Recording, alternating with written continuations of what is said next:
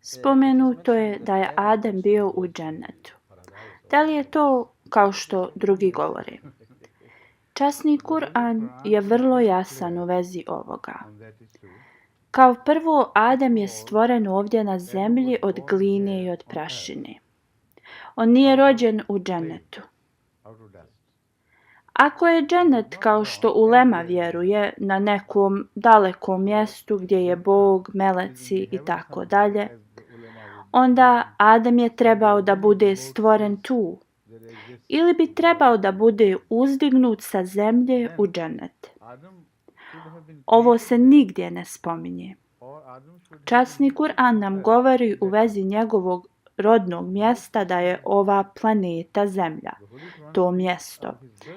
I džennet koji je spomenut je na ovoj zemlji. Da li me razumijete? Svi prisutni govore da, naravno. Pod broj 2, što je vrlo važno, jeste da odgovorimo šta je džennet. Džennet je bašta sa voćem i drvećem. Časni Kur'an nam objašnjava džennet u kojem je Adem rođen. Adem je rođen u džennetu koji ima drveće koje je tajba, čisto, i koje je grešno. Bog mu je rekao da može da koristi drveće iz dženeta, ali da ne prilazi blizu drveta koje je habis ili griješno voće. Sad, šta je to drvo koje proizvodi čistoću, a šta je drvo koje je donijelo nečistoću i grijeh? Da se vratimo časnom Kur'anu. Da ponovim da časni Kur'an ne treba nikakvu vanjsku pomoć, on sam sebe objašnjava. Spomenuto je u časnom Kur'anu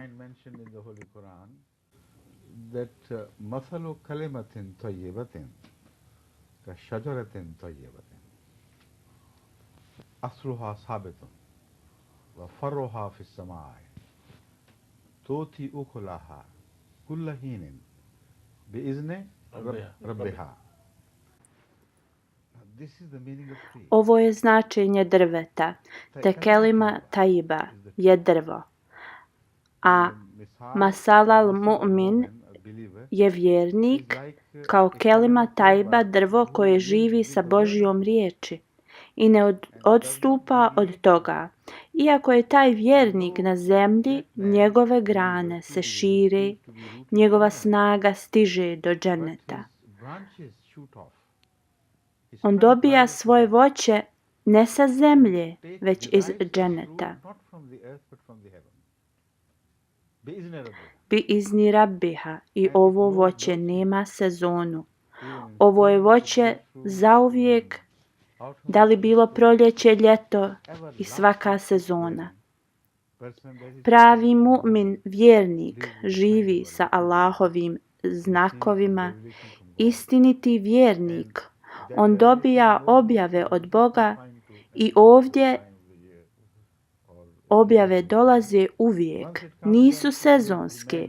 Kad dobije objavu, on živi sa njom. Ovo je džennet. Drvo u vezi kojeg je Allah rekao Ademu, ovo je džennet napravljen za tebe, koje su riječi Allahove, Allahove objave i Allahov šerijet koji je dat vama. Ako živite među 4 zida šerijata, to je vaš džennet i džennet čovječanstva. A ako odstupite od toga i budete jeli plodove griješnog drveta, što znači sve ono što se suprotstavlja Božjoj riječi, znači stvari koje nemaju ništa da rade sa Božjom riječi, ako to radite, onda ćete da patite i uništit ćete svoj džennet. Čim se to desilo, Bog je odlučio da on napusti taj džennet.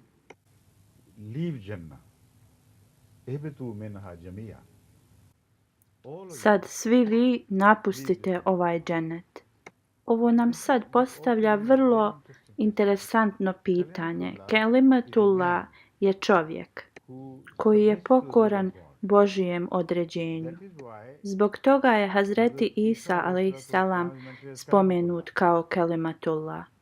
On je bio onaj koji je bio pobožan Allahovom određenju, a Jevreji su ga optužili za mnoge stvari koje su apsolutno neistinite. U stvari Kelimatullah je ime za svakog poslanika, a ispod poslanika svaki pobožni čovjek prema pobožnosti, prema gospodaru, možemo ih nazvati Kelimatullah ili Kelim, ali pošto koristimo ovdje riječ Kelimatullah, tako da ćemo ostaviti ovu riječ. Znači svaka pobožna osoba koja je predana Allahovoj volji i naređenju postaje Kelimatullah. Najbolji među njima su poslanici, ali također želim da objasnim prije nego što nastavimo kako oni mogu postati Kelimatullah. Oni jedino mogu postati Kelimatullah kad promijene sebe i kad budu radili prema onome što je objavljeno poslanicima. Znači da rade ono što je naređeno, a da se klone onoga što je Bog zabranio. Kelimatullah su riječi šerijata. Onaj koji je zavisan od ovih riječi, on automatski postaje Kelimatullah. Kao kad je Hazreti Ajša radijallahu anha bila upitana u vezi karaktera od Muhameda sallallahu alejhi ve sellem, ona je odgovorila: imate jedan Kur'an koje su Božje riječi i vi čitate, a drugi je živi, a to je Muhammed Rasulullah sallallahu alejhi ve sellem. Kad su Božje riječi objavljene i kogod postane slika tih riječi izvršavajući njih, on je Kelimatullah. Taj Kelimatullah raste iz zemlje, kao što je Adam stvoren od zemlje i njegovi korijeni su duboko u zemlji. Ali njegovo voće ne dolazi iz zemlje. Njegove grane rastu do dženneta, gdje on se sreće sa Bogom.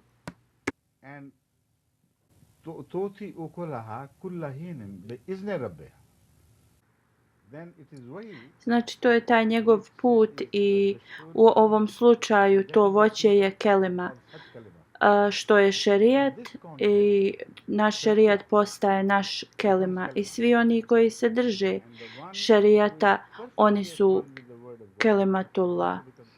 Da li je ovo vama jasnije sad? Da, naravno.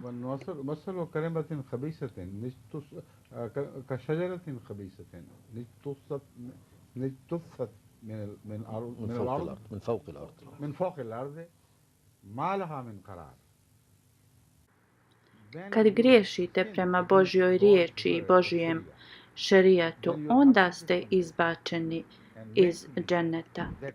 I kad nađete riječi koje govore Adamov grijeh, ali u stvari njegov grijeh je bio oprošten. Časni Kur'an kaže: mi nismo našli u njemu žudnju da počini ovaj grijeh. Mi smo mu oprostili. Onda zašto je on bio izbačen, ako mu je bilo oprošteno? Ovo je pitanje.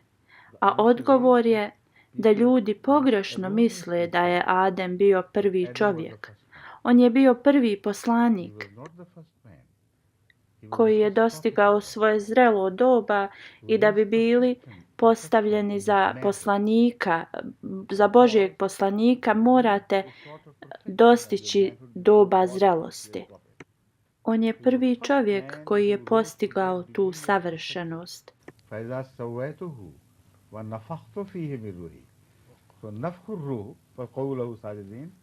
Ovo znači pravi ljudsku savršenost i Adem je bio prvi čovjek koji je dostigao tu savršenost da bi bio dostojan da dobije Božju objavu, Božje riječi.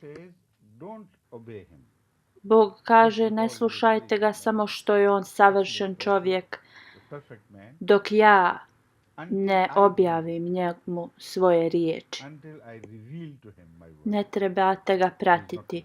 I to je tako kako poslanici dolaze i postaju. But apart from that, Ali ljudi ne čitaju Kur'an sa velikom pažnjom. Ovdje se spominje dvoje ljudi, a to je Adem i Hava. I kad oni počine taj grijeh zato što ih šeitan prevari, znate šta se događa onda kad su oni izbačeni iz tog dženeta? U časnom Kur'anu ne kaže se the Holy Quran does not say ihbita minha jamiya. Ihbitu minha jamiya. Why? zašto su dvoje spomenuti na ovakav način. Znači, svi oni sljedbenici Adema koji su učinili još gore grijehe i koji se nisu pokajali, oni su isto izbačeni i onda onaj poslanik koji je donio tu poruku mora ići sa sljedbenicima.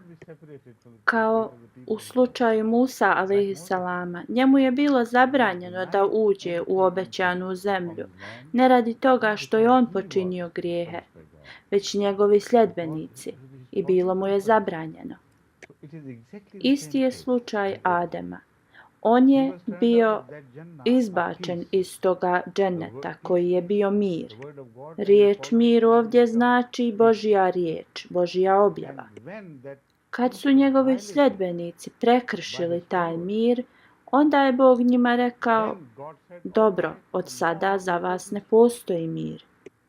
Idite radite šta god želite, ali mir vam se neće vratiti dok se ne vratite Božjoj riječi, Božjoj objavi.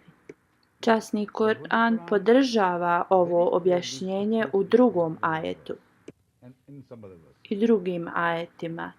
Časni Kur'an nam govori: o čovječanstvo, nemojte da uradite ono da vas šeitan navrati kao što je navratio Adema i izbacio ga iz dženeta. Onda kako mi možemo biti izbačeni iz dženeta kad smo ovdje na zemlji? Ovo nam prelijepo i jasno objašnjava ovaj problem. Dženet o kojem mi govorimo ovdje su Božje riječi.